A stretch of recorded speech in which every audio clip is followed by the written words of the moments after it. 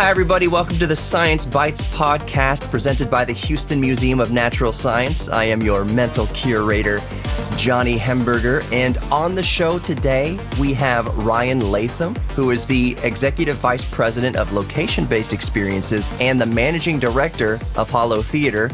He is with Base-Xperiential, and he and his team are the masterminds behind Dinosaur Discoveries, which is now playing in our Giant Screen Theatre at the Houston Museum of Natural Science. Ryan, thank you for showing up. Thanks, Johnny. Good morning. Happy to be here. I'm glad you're happy to be here because I'm very excited to be talking to you to hear about what went into Dinosaur Discoveries. So we'll start off with this. Ryan, can you just tell us what Dinosaur Discoveries, the show, is all about? Yeah, so Dinosaur Discoveries is part of this new immersive cinema medium that, in partnership with the Houston Museum of Natural Science, we have really developed inside the Wortham Giant Screen Theatre, reimagining that space as a visual canvas to deliver immersive content for audiences. And Dinosaur Discoveries is the first storytelling opportunity for this new immersive cinema format that places audiences inside the boots of leading paleontologists in the field, making the next great discoveries that'll shape how we see dinosaurs tomorrow, but also immersing them with dinosaurs really unlike any other way that they may have engaged with dinosaurs before in the past. The visual experience itself encompasses a 4-screen projection system with breathtaking panoramic views. It includes a holographic scrim that creates a dimensional and layered experience, a 3D experience without the use of glasses or goggles. And it puts audiences on this inspirational journey that takes them through the history of discoveries on dinosaurs, really what has shaped how we know dinosaurs today, what we think about how they looked like and sounded like, the connection between birds of the present and dinosaurs of the past, but really leaving them inspired both visually through the immersive experience and also through the inspirational storytelling that's involved with the content.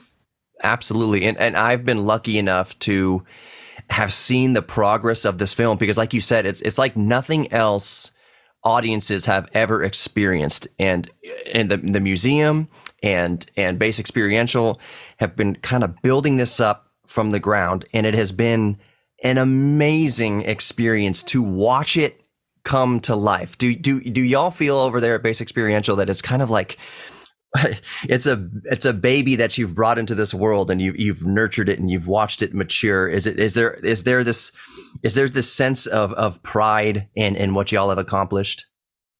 No doubt. Yeah, for sure. We're very excited about seeing this new medium for entertainment and educational content being delivered in museums and giant screen theaters. There's also an application of this for flat floor spaces like exhibition spaces. But absolutely, Johnny, we're very excited and fortunate to have had a partner like the Houston Museum of Natural Science really go through the development process of this, because there is a lot that's gone into it just in terms of getting into the space, creating that immersive canvas, if you will, to utilize for the storytelling, and then really playing around with the content to make it optimized for this type of setting. The company itself started out using some of the technology that's used with HoloTheater for touring music productions, digital performers paired with live entertainers and bands. And this was a totally different animal, if you will. We had to really spend a lot of time in the space, almost utilize the theater as a working studio space, optimizing the content and really getting all layers of content. There's really 4 different canvases of content and multiple layers of content that have to come together and really unify to deliver this experience. And that took a lot of work. And we're very grateful for the partnership that we have with the museum and really going through that process with us along the way. It's been exciting. Awesome. So one of the coolest things, obviously, no matter what age, you're going to come in and you're going to want to see these dinosaurs just loud and proud and in your face, which they are through the holographic experience. But you can't have a dinosaur that is, for all intents and purposes, life size, because that's the size of the space, that's the size of the screen. And when you have a dinosaur that large, life size, or even if you're looking at something like a velociraptor, which is a lot smaller, but then blown up to, dozens of feet tall, it really is incredible. And one of the most amazing things to me, again, just watching this process unfold and the different iterations of it, when you have a creature that large and in front of you, the way the creature looks, the way the dinosaur looks is critical. And I will say y'all have knocked it out of the park with how these dinosaurs look. And arguably, these are the most current, to my estimation, these are the most current depictions of dinosaurs anywhere on Earth that you can experience in any production ever. Can you talk about that process of the iterations of dinosaurs? And I use the word little because it's granular. You can see the muscles moving under the skin. You can see the skin moving over the muscle. Can you talk a little bit about that experience, about that process? Literally bringing these dinosaurs to life before your very eyes in high definition and right in front of your face. Can you talk about those dinosaur models and why people should be excited? Sure. Well, one of the things we wanted to do with the film experience was take audiences, into the room with paleontologists that were debating over different discoveries and how dinosaurs sounded, what they looked like, what their colorations were. Take them through the discoveries that we've made in more recent years that have kind of shaped some of the thinking about connections between birds of today that are around every day and the connections that they may have had to the dinosaurs of the past. So we wanted this to be a really all-encompassing experience and journey through paleontology, through scientific discovery, but also leave people inspired about the discoveries of tomorrow that are still to be made that are going to continue to shape how we see dinosaurs. Now, in terms of presenting dinosaurs, there's a couple things in play there. Certainly, we're very fortunate to have worked closely with the team at the Houston Museum of Natural Science, their paleontology department, their education department, to really fine-tune how we present the dinosaurs that are included in the experience and the new discoveries on these dinosaurs that we try to present through the animation and the rendering of those dinosaurs in the experience. And then from purely a content standpoint, when the animation was created, these were all 3D environments that were generated. Each of the environments that you see, the animation environments that you see in the film, and then the dinosaurs themselves were created separately and independent of those environments, allowing us to really create that layered experience where you have the environment of the dinosaurs in 2D on the back screen, and then in the forefront on the holographic screen is the dinosaurs. And to your point, some of those present more closer to lifelike size, depending on the scene and the part of the experience. And then in other moments, we leverage the visual canvas and the experience in the room to bring you maybe closer to those dinosaurs than you have before in other experiences on dinosaurs that you may have embarked on. So there may be a moment where, a Dakota Raptor or a T-Rex is much more bigger in the room and feels much more grandiose because we're able to do that with the technology that's used in the visual canvas. We can really play around with how the content is presented in the room to bring you up close and personal to the bigger dinosaurs, but also the smaller ones as well at the same time. Mm-hmm. And it's to that point, one of the things that I was blown away by, and what I believe that anybody listening to this right now, anybody who goes and experiences Dinosaur Discoveries will be blown away by, is that you have something like the Dakota Raptor, which is about 6 feet tall. It's what we picture in height, at least, to the Jurassic Park raptor. It doesn't look anything like the Jurassic Park raptor because we know so much more about dinosaurs now. It's a way more accurate depiction. But when it's that big and it's in your face and you see the musculature of like the thigh muscles underneath the skin, just that fluidity, that dynamic, like that, the real world physics of how muscles move under skin, that is such a, it's not a little thing, but it's one of those things that it's almost subconscious. But that little depiction of muscles moving underneath skin fluidly just adds infinitely to the immersion and the realism of what you are witnessing, what you're being a part of in the room there. I wanted to ask, because paleontology as a scientific field itself is ever evolving, for lack of a better word. And when you start a process like Dinosaur Discoveries from the ground up, which takes an amount of time, while you were producing Dinosaur Discoveries, was there new information being presented that made you have to go back to the drawing board a couple times, so to speak, or make tweaks on the fly because of what we learned maybe a day ago or what we realized maybe a week ago as the field kind of advanced? Yeah, so it's an interesting question. It's an interesting part of the process, and to be quite frank, one of the more exciting parts of the process is that you're creating a piece of content on a field that is changing every single day.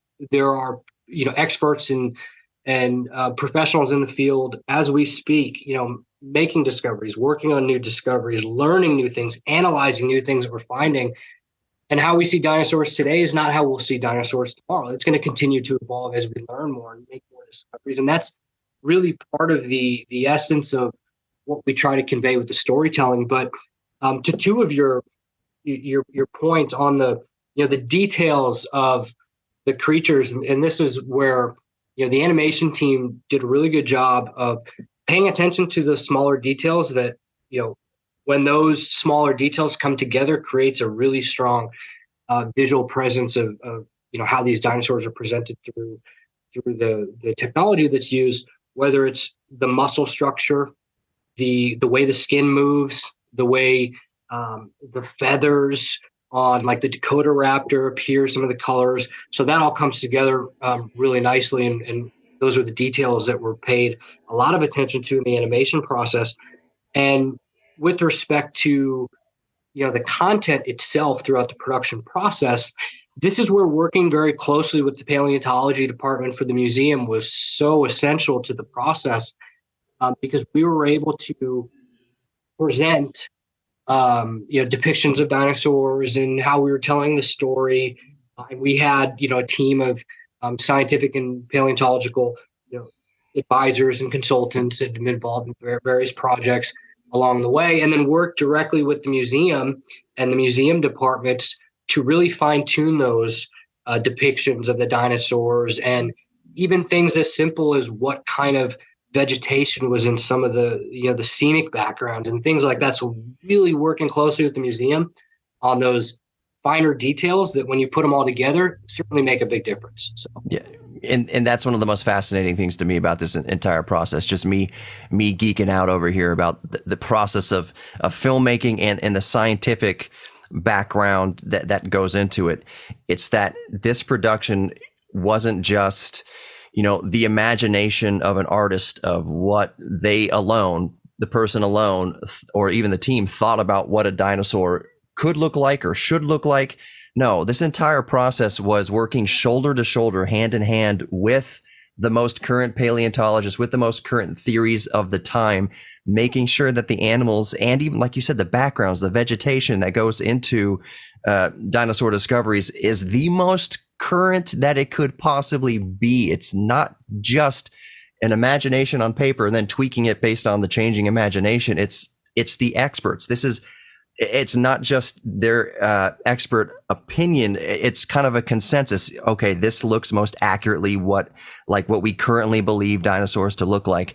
And the film itself, I don't want to give away too much of it because I want people to be excited to go see it, and they really should, because an integral part of this film, it's almost kind of meta, if I can use a youth word right now, is that the film itself is a depiction of the wildly fascinating changes that happen all the time in the field of paleontology, all the discoveries, the dinosaur discoveries, if you will. They mention in the film, how do we know how do we know what colors the dinosaurs were? We look around at birds and things of this day that have all this radiant plumage or dull plumage or whatever. How do we know what the color of the dinosaurs were? And the film, I won't give it away, delves into that. You come away with knowledge of how we know that. It's two things: how we know that dinosaurs came from birds. That's not old news, but that's been a theory since the 80s or whatever. Jurassic Park touched on it. The film goes into that, but how do we know? Jurassic Park doesn't go into how do we know they came from birds. Dinosaur Discoveries tells you exactly how we think they came from birds and exactly how we think we know of the pigmentation of the skin or the plumage and the feathers of these dinosaurs. And that is what's so fascinating to me, is not only are we talking about in this podcast how do you make dinosaur discoveries, but the actual film itself talks about how paleontology is changing and why scientists believe what they believe, why the theory evolves the way it evolves. So for anybody fascinated with dinosaurs, it's not just, hey, look at these cool dinosaurs, look at this stuff, immersing you with holograms and just being blown out of your chair by the immersion of it all. But there's meat on that T-Rex bone there with how we know and how we believe, how we think that dinosaurs look, why scientists believe this way. That is one of the most fascinating things to me. Would you agree? Yeah, absolutely. And, you touch on really the balancing act of the production, the production, the visual experience, the storytelling approach really all meet. And this was the objective, to meet at the crossroads of education, inspiration, entertainment, and immersion.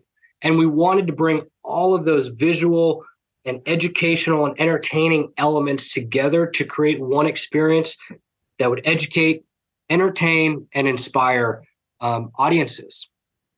And one of the things one of my takeaways and why I'm excited to show my 3-year-old son this film, and an adult, it could be a 35-year-old, 45, 55, 65, 75-year-old, is I want them to go see Dinosaur Discoveries first. When they come to the museum, go see Dinosaur Discoveries, and then go into the Morian Hall of Paleontology after seeing Dinosaur Discoveries and after having this incredible understanding of what dinosaurs were, kind of how they looked, where the current field of science is. Watch the film, see the dinosaurs in their most accurate form that they've ever been presented, and then go to the actual mounts we have in the Hall of Paleontology and let your imagination run wild. It's almost like our 3 T-Rexes, you can visualize them stomping around the hall. And to me, you know what? I know that Dinosaur Discoveries, and there's not a lot of theaters around the world that do this, but Dinosaur Discoveries is so realistic. And since they are so in front of you, so to speak, you're there in the room with them, I can almost smell them. It's one of the things that I tell my wife, and I joke around with people. I was like, we see dinosaurs, but have you ever thought about how these beasts smelled? They probably smelled horrible. And that is one of the things that Dinosaur Discoveries imparts on me, is you get so close that you can almost smell them. The realism is so detailed and finite that you can almost smell these creatures. Yeah, and to your point as well, about having something for everybody, we did really want this to be a generational experience. We wanted this to be something that the entire family would get something out of, that would be immersed and driven into the storytelling and the visual experience. There's something in this for everybody. And that's exactly what we were hoping for, is that people would go to this experience, watch this film, be inspired and immersed, and then embark on the rest of their journey through the museum and go into the Hall of Paleontology and really have such a better understanding of what we know, how we've discovered it, but the path of discovery, and even looking at the incredible collection that the Houston Museum of Natural Science has, which is really world renowned for paleontology. Look at that collection, embark on the path of discovery that the museum takes you on through the field of paleontology, and really be inspired to think about what connections we may make tomorrow, what new discoveries there may be to make. And our next great paleontologists may be walking through that Hall of Paleontology at the museum there. And our hope as, content creators is that we will create some of those, touch points of inspiration for folks that'll make the discoveries for tomorrow. So I want to get a little bit slightly abstract here, but it's something that Dinosaur Discoveries inspired in me. And to your point exactly, it's multi-generational, that no matter if you're 3 years old or you're 95 years old, that you walk out of that experience, because it is an experience. Dinosaur Discoveries is an experience that you come out of there inspired to learn more, inspired to maybe come up with your own theories and test your own theories based on what you've seen in Dinosaur Discoveries, the scientific process, and then what you go see in the Morian Hall of Paleontology. One of the theories, this is where we're going to spitball a little bit here, get a little bit abstract. Maybe I want your opinion, see what you think about this. Talking about T-Rex specifically, after I watched Dinosaur Discoveries, it popped into my mind, since it's such an inspirational film to watch, how, there's debate on how fast T-Rex was, and the science of that changes, and it maybe, Jurassic Park, it couldn't really catch up with a Jeep or follow a Jeep for very long. Maybe it was a little slower, maybe whatever. I came up with this little theory after watching Dinosaur Discoveries that maybe T-Rex, and I have not verified this, I need to ask some paleontologists about this, but this is what science is all about, coming up with a theory and following that scent, that maybe T-Rex specifically stayed in family groups more than maybe we kind of realized, that maybe the big giant adult T-Rex couldn't run so fast. And I remember watching Dinosaur Discovery, seeing the muscles moving underneath the skin of T-Rex and everything, thinking, so maybe it couldn't run too fast. An adult giant, is the size of 2 African elephant, whatever, like the giant male T-Rex, like Stan we have in the paleontology. Maybe they weren't so fast, but the youth were, the adolescents had to be, at least in my theorizing. So maybe it was mommy and daddy T-Rex saying, sick 'em to the youngins. Maybe they could run fast enough that maybe they could go make the kill, and then the adults kind of come in and feed off the carcass. But I wouldn't have even been inspired to have that theory, which I don't know if it is correct or not, but it's fascinating and fun to think about. I wouldn't have even thought of that theory, gone down that kind of very stimulating mental tangent, if I didn't see Dinosaur Discoveries and I didn't see the muscles moving under the skin. So that is what I am so excited for people to see Dinosaur Discoveries, is because it will inspire the audience, young and old, to go make their own discoveries. Yeah, absolutely. And, I think one of the other things that we wanted to do with the depiction of dinosaurs and the dinosaur content that's included in the film is, yes, show those exciting, tense, edge of your seat moments of interaction that we're used to seeing in pop culture films and other depictions of dinosaurs that make the experience very exciting and tense, but also show the emotional, behavioral side of what we've learned and discovered and think we know about dinosaurs, whether it's playful interaction or it's caring and nurturing for their young, things like that. We wanted to wrap into this experience as well in the depiction of dinosaurs, to really try to give an all-encompassing view that would do exactly that, get you thinking about what else we don't know and haven't discovered. And what are those other, pieces of the puzzle that we're still trying to put together to help us to really understand these creatures that millions of years ago, this planet was theirs. It's pretty fascinating to think about.